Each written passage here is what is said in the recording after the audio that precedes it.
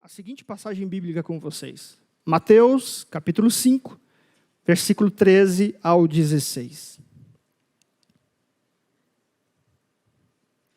Vamos ler juntos. Diz assim: vocês são o sal da terra, Jesus falando. Mas se o sal perder o seu sabor, como restaurá-lo?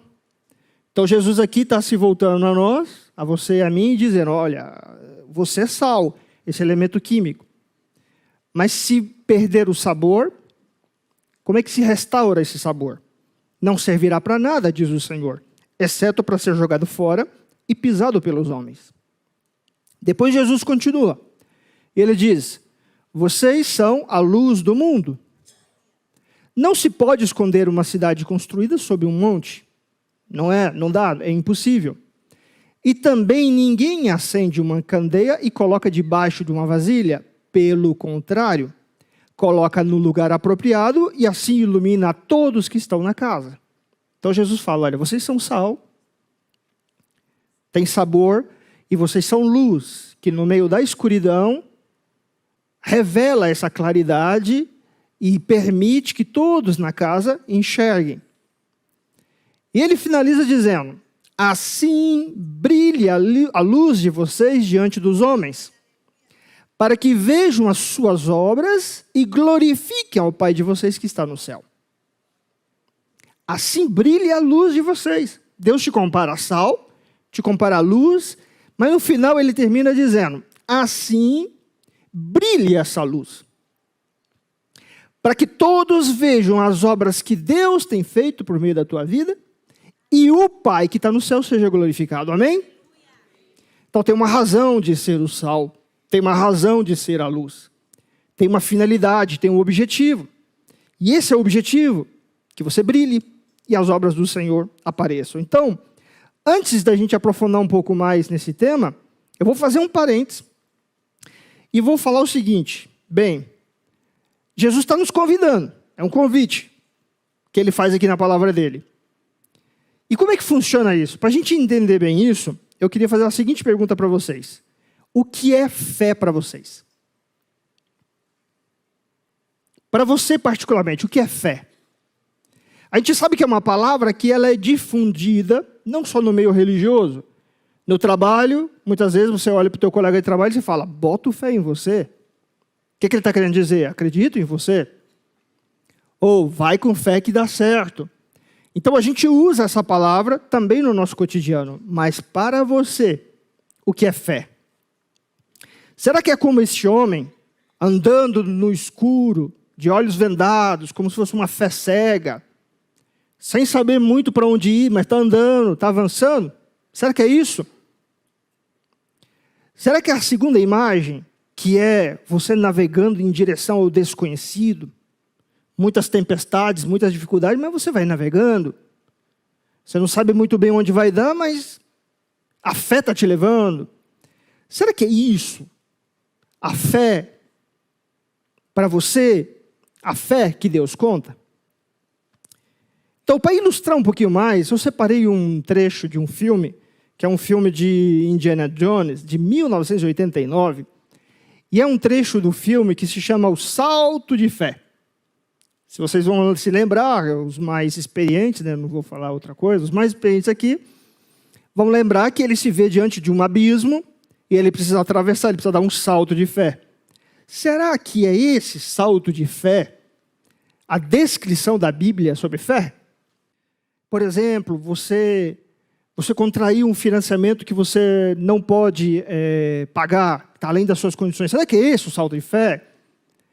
Por exemplo, você tem uma prova muito difícil, mas você fala: estou com Deus, não estudo, não vou estudar porque Deus vai me ajudar a passar. Será que é essa fé cega, navegando por desconhecido? Será que esse é o plano de Deus?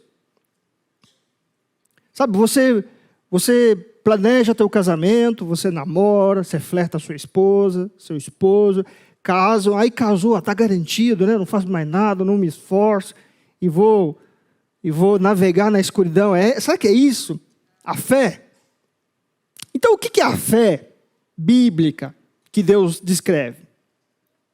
Primeiro, Hebreus 11, 1, eu acho que é uma passagem conhecida por muitos, mas quem não conhece, eu vou ler junto com vocês, diz assim: ora, a fé é a certeza das coisas que se esperam e a convicção de fatos que não se veem. Então, para Deus, para a Bíblia, fé é você estar seguro, ter certeza. Então, naquele vídeo que a gente viu, o ator estava inseguro, não tinha totalmente certeza de coisas que se esperam, mas não é esperar dizendo, o Senhor vai me ajudar e vai dar tudo certo. Não, esperar aqui é a atitude do teu coração, ou seja, tudo diz que não vai dar certo, mas você espera no Senhor. Vai dar certo, então você fica meditando em Deus. E a convicção, meus amados, é mais do que certeza. Convicção é uma verdade para você, ela te move. O que nos move são as convicções. Quando vocês veem, por exemplo, pessoas lá na África, médicos lá na África, fazendo trabalhos humanitários, com crianças no meio daquelas pandemias, o que move esses médicos? São convicções, são coisas muito profundas que movem eles. O que move, por exemplo, uma pessoa se vestir de palhaço e num domingo ir para um hospital de câncer para alegrar crianças que estão naquela situação? O que move? São convicções. São coisas muito profundas. Então, a fé, ela se baseia em convicções. Você tem que saber quem é Deus para você. Não é eu não ouvi falar, mas eu vivo. Eu tenho convicções, eu tenho certezas do meu coração. Amém? E a Bíblia continua. Vamos lá. 1 Pedro, capítulo 1, versículos 7 a 8, diz o seguinte: uma vez confirmado o valor da vossa fé, redunde em louvor, glória e honra a Jesus. Quem é esse? Jesus. A quem, não havendo visto, há mais. Você vê Jesus? Alguém já viu Jesus aqui? Mas nós amamos Jesus. Você não vê, mas você ama. No qual, não vendo agora, mas crendo, exultais com alegria e cheio de glória. Obtendo o que, igreja? Obtendo o fim da vossa fé, que é a salvação da vossa alma. Então a fé, ela tem um objetivo. A fé não é para te incentivar a vir para a igreja, porque vindo para a igreja você vai receber bênçãos, vai comprar tua casa, vai comprar teu carro, vai viver em fortuna. Não! O objetivo da fé é salvar a tua alma. Ou seja, quando nós terminarmos nesse plano, temos um porvir de Deus. Olha que loucura! Muita gente, nós sofremos quando a gente perde alguém querido. Sim ou não? Para a gente é uma perda, mas Deus não enxerga assim. Para Deus, para si, Ele o recolheu. Então nós temos uma certeza que quando nós passarmos, nós temos um outro plano. Então isso é a salvação, é você saber que a tua vida tem um propósito. A tua caminhada tem um propósito, ela não é por acaso. E esse propósito vai te levar para Deus. Então para que serve a fé, igreja? A fé serve para salvar a tua alma. Deixa eu ler uma outra, e aí, concluindo, a fé não é uma crença cega, não é uma esperança grande. Quando um cristão ora a Cristo, ele não acha que está sendo ouvido, ele sabe que está sendo ouvido. É diferente. Nós oramos a Deus e sabemos que Deus está nos ouvindo, e isso nos mobiliza, nos motiva, amém? Então essa é a diferença. Vou trazer um outro versículo com vocês, em Efésios 2:8, que diz o seguinte: então como é que eu obtenho essa fé? Essa fé que a Bíblia está dizendo, né? Primeira coisa, Efésios 2:8 diz: porque pela graça sois salvos mediante o que, igreja? A fé. E isto não vem de você, é dom de Deus, graça de Deus, favor imerecido de Deus. Não por suas obras, para que você não se glorifique nisso. Então a fé, ela vem de Deus. É Deus quem nos dá. Não fomos nós que escolhemos amar a Cristo. Ele nos escolheu primeiro. Ele te separou, ele te escolheu, ele planejou você estar aqui. Ele planejou você ouvir essa palestra, essa pregação. Amém, igreja? Então é um dom de Deus, é um presente de Deus. Eu vou ler um outro versículo com vocês, está em Atos 3,16. Vou contextualizar vocês aqui. Pedro e João estavam indo ao templo orar. Na porta do templo tinha um coxo, desde nascença ali. O coxo olhou para eles esperando receber uma esmola. Pedro se volta para ele e fala, eu não tenho esmola para te dar, mas o que eu tenho eu te dou. Levanta e anda. Pegou na mão dele, firmou ele e ele passou a andar. E aí ele entrou maravilhado no templo, saltando e pulando.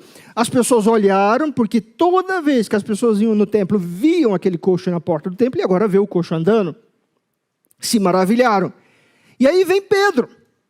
Olha a declaração de Pedro. Pedro diz, pela fé no nome de Jesus, o nome Jesus curou este homem que vocês veem e conhecem.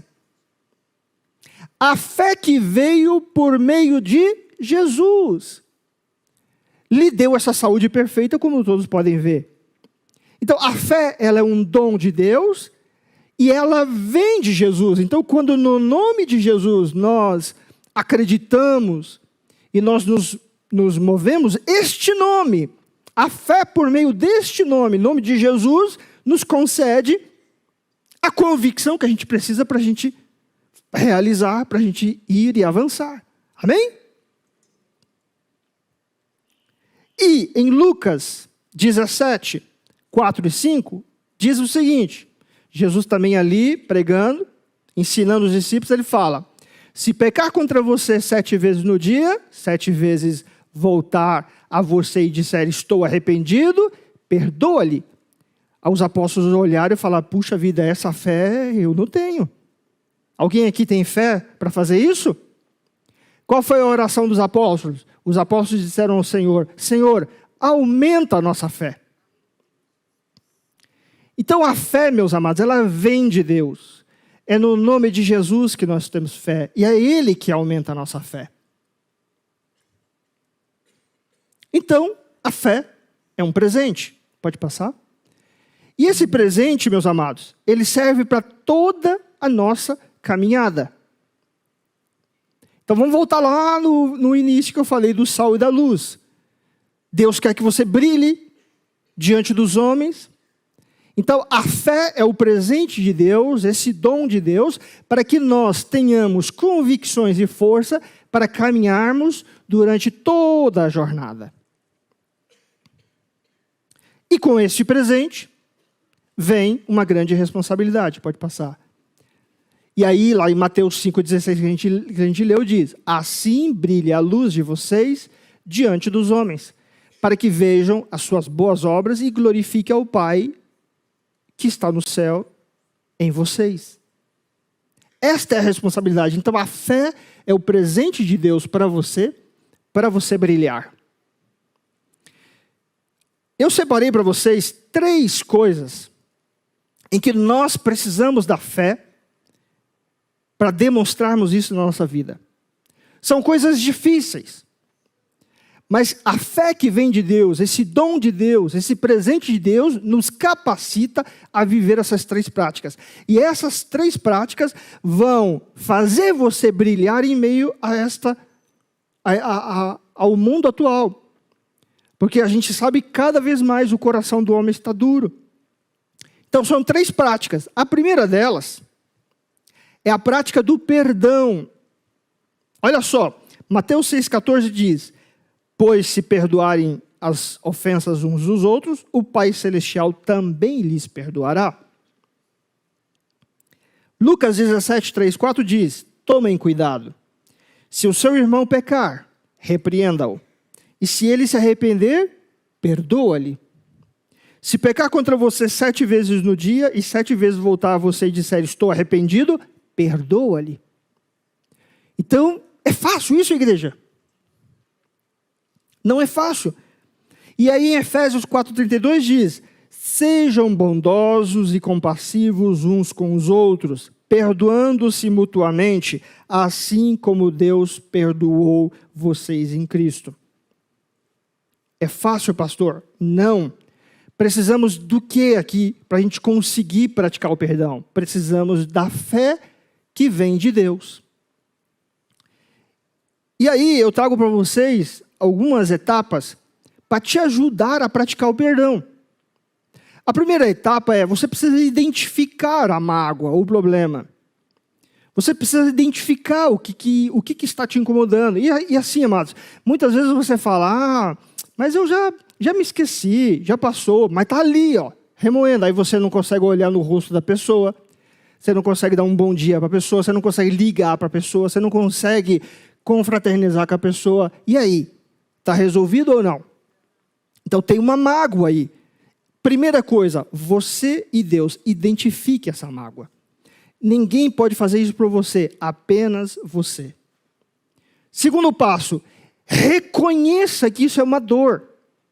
Mais cedo você reconhece que isso é uma dor, mais cedo você trata essa dor e menos ela se transforma em uma mágoa, um sentimento mais profundo que vai te prejudicar. Terceira etapa, tenha empatia.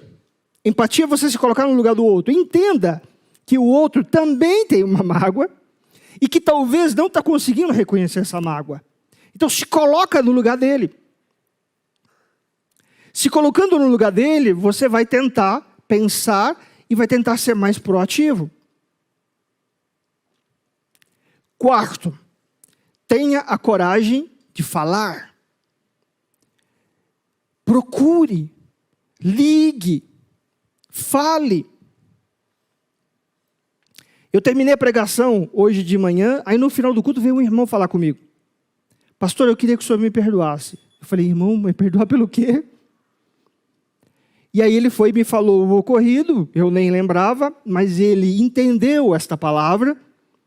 Aquilo estava magoando ele, estava mexendo com ele, e ele entendeu que ele precisava ter a coragem para falar. Só os corajosos falam.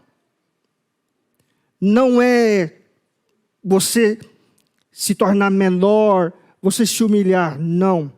Você é corajoso para falar. E quando você fala, você resolve os problemas. É assim que nós somos luz, somos diferença. E aí você falou, aí você faz o quê? Libera o perdão. Perdoa um ao outro, resolva uma situação. Eu sei que tem muitos casais com muitas coisas mal resolvidas. Palavras ditas, sabe, ações realizadas, sabe? Então vocês precisam se juntar, vocês precisam ter a coragem para falar um com o outro e resolver, não vai empurrando. Vocês sabiam que existe uma síndrome que se chama síndrome do ninho vazio? Qual que é essa síndrome? O casal se casa, tem seus filhos, e aí começam a brigar muito, começam a se desentender, e aí os filhos vão ocupando um pouco essas brechas. Então você vai trabalhando para você criar os filhos. Tá bom? E você não se preocupa um com o outro. O casal não se preocupa, vai criando o filho. Tem muita coisa para fazer, vamos, segue a vida. Aí chega o dia que os filhos vão embora, e aí você olha um para o outro e você não se reconhece mais. E aí muitos casamentos, muitos divórcios acabam nesse momento. É a síndrome do ninho vazio. Então você precisa entender que você e a sua esposa, vocês são um time, são uma equipe. E vocês estão nessa missão de formar e estruturar uma família, para que os seus filhos cresçam emocionalmente saudáveis, mas que vocês também sejam emocionalmente saudáveis. Porque é uma relação para a vida, é uma parceria. Nós escolhemos amar as nossas esposas. Olha só, quando você começa a namorar, você começa a flertar a sua esposa. É bombom para lá, florzinha, cineminha, meu docinho de mel, meu bombom de coco. Não é assim? Aí casa e tudo muda. Por que muda? Então nós precisamos continuar alimentando isso. E o perdão, meus amados, faz parte desse ciclo. Então, você precisa ter coragem para perdoar. Só os corajosos perdoam.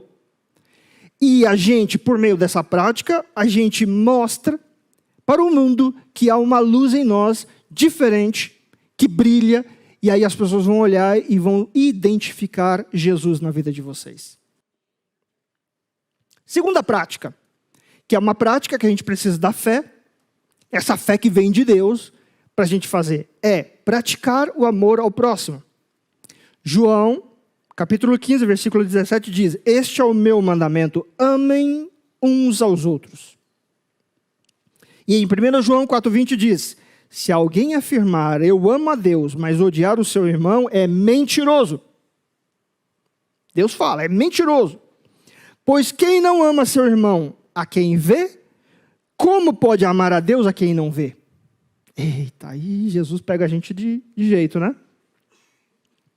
Eu amo a Deus, estou sempre na igreja, mas guardo um rancor, guardo um ódio contra um irmão. Não consigo tratar todo mundo da mesma forma. Temos um problema. E aí eu queria trazer para vocês essas imagens aqui, ó. A primeira imagem, é fácil você amar quem você gosta? É fácil. Se amar um animal de estimação, amar um filho, uma criança, quem você gosta, é fácil. Eu amo vocês, é fácil. É fácil eu perdoar vocês e eu pedir perdão para vocês. Amar quem precisa de você também é fácil. A pessoa tem uma dependência, um filho, então é fácil amar um filho? Óbvio que é fácil amar um filho.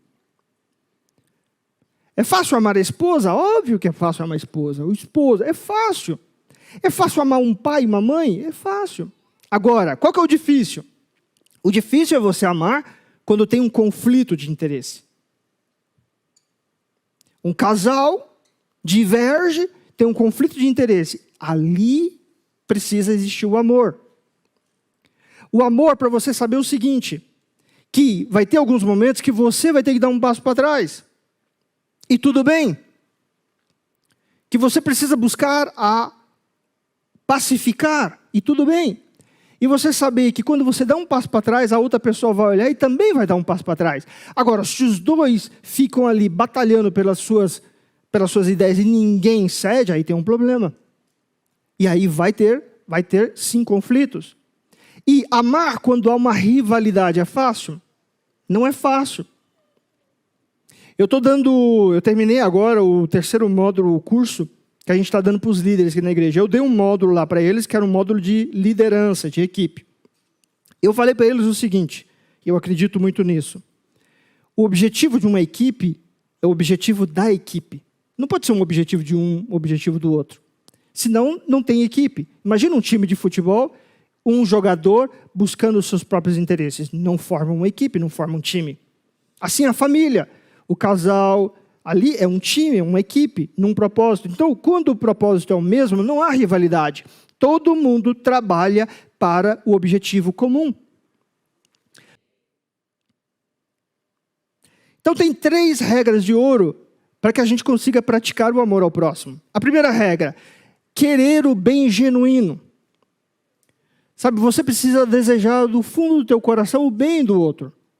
Quando você deseja isso, você tem o primeiro pré-requisito para você conseguir amar o teu próximo. O segundo pré-requisito é você suportar um ao outro. E aqui, lembre-se o seguinte. Pastor, eu preciso suportar aquela pessoa? Sim, mas ela também precisa te suportar. Porque você, meu irmão... Mas é isso, às vezes a gente acha que a gente é perfeito e que a gente é o dono da razão, o centro do mundo. Não, você, meu irmão... Para te aguentar é difícil. Então, suporte uns aos outros. Entenda que você também, às vezes, pode ser uma mala sem alça. Então, dá um passo para trás. Suporte uns aos outros. E terceiro, nunca faça acepção de pessoas. Aprenda a dar bom dia para todos. Aprenda a sorrir para todos. Aprenda a tratar seus filhos por igual. Cada um é um ser um indivíduo maravilhoso, totalmente diferente um do outro. Os meus 3 filhos, totalmente um diferente do outro. É o mesmo pai, a mesma mãe, a mesma educação, mas totalmente diferente. Então, eu preciso aprender a tratar cada um de forma igual, sem acepção. Lembra o pastor Dimas aqui na pregação, quando ele falou que Jacó tratava diferente o seu filho mais novo, José? Olha os problemas que trouxe para a família. Então a gente tem que aprender a não fazer acepção de pessoas. Então, se é genuíno dentro de você a vontade de amar os outros, se é genuíno em você essa vontade de suportar uns aos outros, e se você não faz acepção, você tem as 3 regras de ouro para você conseguir amar o teu próximo. Preciso de Deus para isso? Preciso, eu preciso da fé que vem de Jesus para praticar isso. Mas quando eu pratico isso, a luz de Deus brilha na minha vida. Amém? Terceira prática. A prática da gratidão. 1 Tessalonicenses 5,18 diz: deem graças em todo o tempo. A tudo, em todas as coisas, em todo o tempo. Então a gratidão é uma prática que tem que estar dentro de nós. É fácil agradecer? É fácil ser grato? Não. Mas Jesus vai nos ajudar. Jesus vai nos dar graças. Amém? Aí eu quero destacar para vocês os benefícios da gratidão. Primeiro, segundo os psicólogos, a gratidão reduz a ansiedade. Ao ser grato, você sofre menos ansiedade, aquela pressão, você é mais leve. Eu sempre falo com a minha esposa, eu e minha esposa a gente tem uma relação, a gente brinca muito um com o outro, e às vezes a gente dá risada, sabe? Eu e ela, assim, como a gente tem 3 filhos, a gente sempre tenta, assim, antes de dormir, ter aquela meia horinha, 1 horinha para alinhamento, né?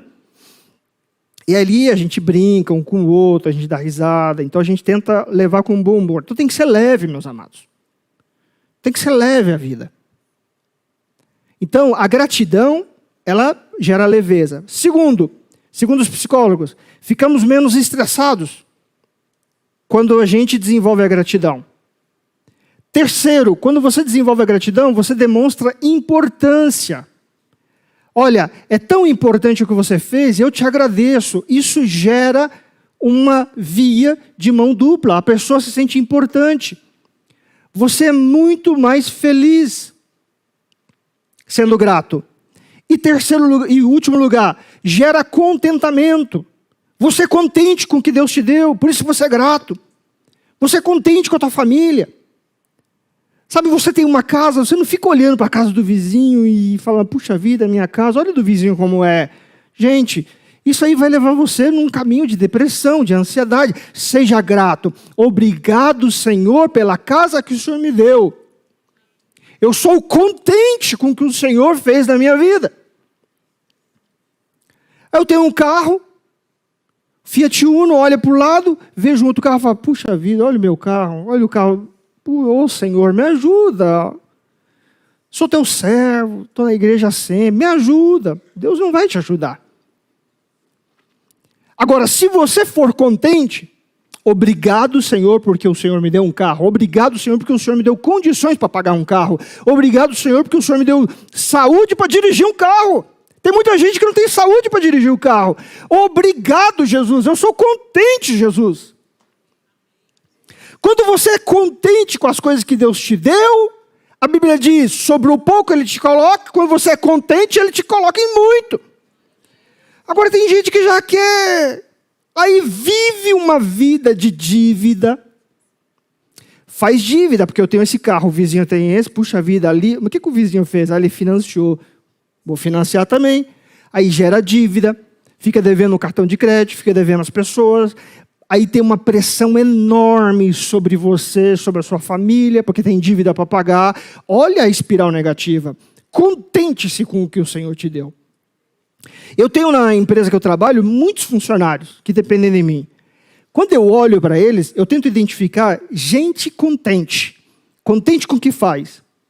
Quando eu vejo gente contente, eu coloco mais responsabilidade. Agora, quando eu encontro um funcionário que começa a reclamar, mas essa tarefa não está explorando o meu potencial, todo o meu potencial. Sabe, quando a pessoa começa a reclamar muito, ali tem um terreno que é ruim. Então, a gratidão, o contentamento é um terreno fértil. Amém, igreja? Então, contente-se. E aí, meus amados, a gente chega então num ciclo virtuoso da gratidão. O ciclo em que você reconhece. Eu sempre digo o seguinte: Deus não está preocupado em você ser perfeito amanhã. Mas Deus está preocupado que a cada dia você tenha pequenos progressos.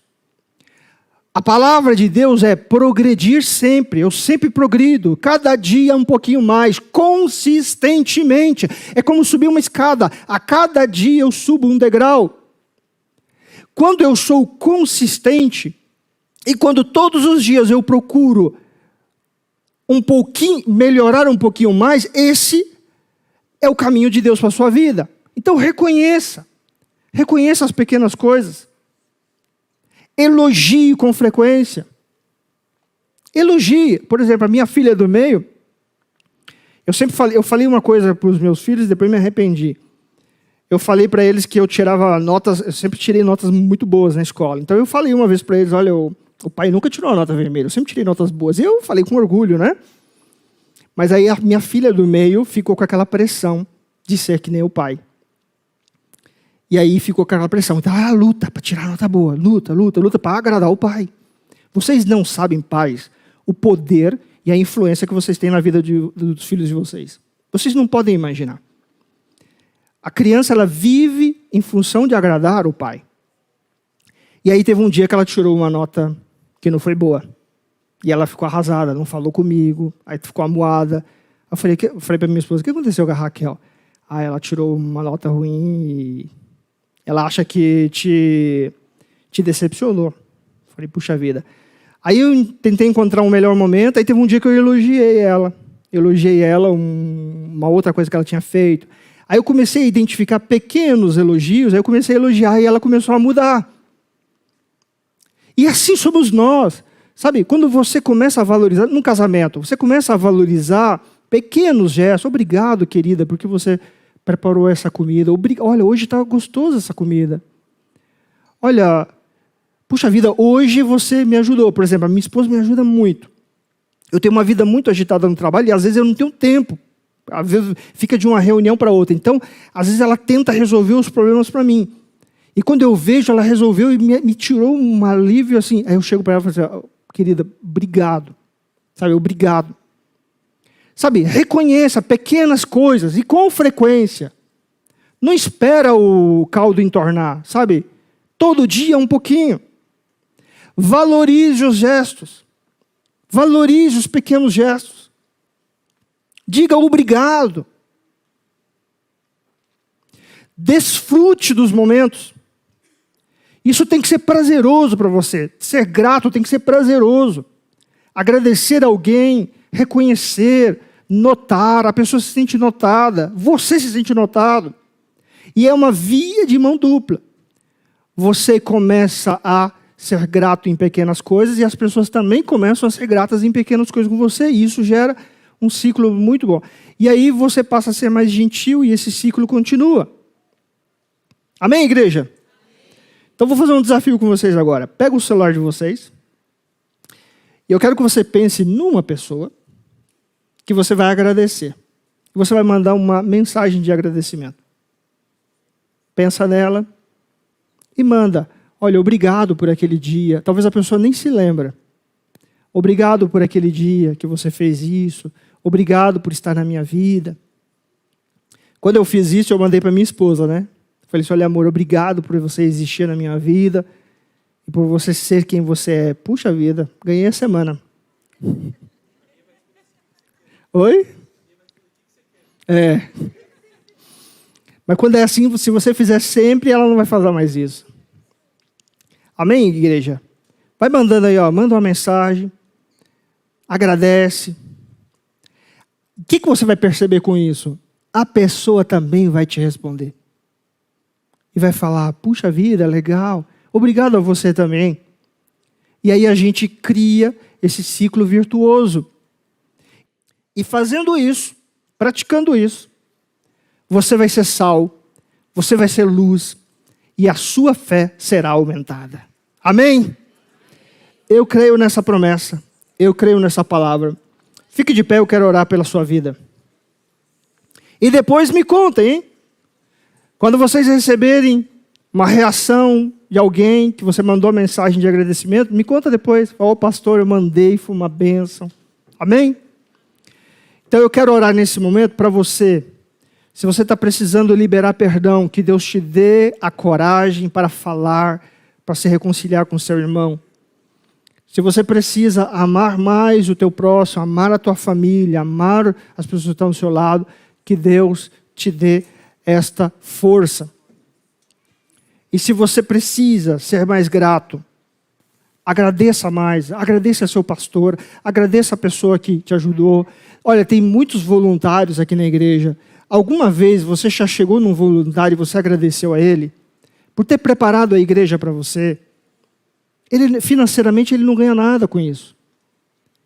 Você já agradeceu alguém do louvor? Por exemplo, na sexta-feira eu estava aqui em mentoria e aí estava toda essa equipe aqui lá numa sala ensaiando. Então eu queria dizer, Guilherme, obrigado. Obrigado pelo louvor que vocês prepararam, com tanta dedicação. Obrigado. Agradeça. Pratique mais isso. E a sua vida e a vida do teu próximo vai ser uma bênção. Amém?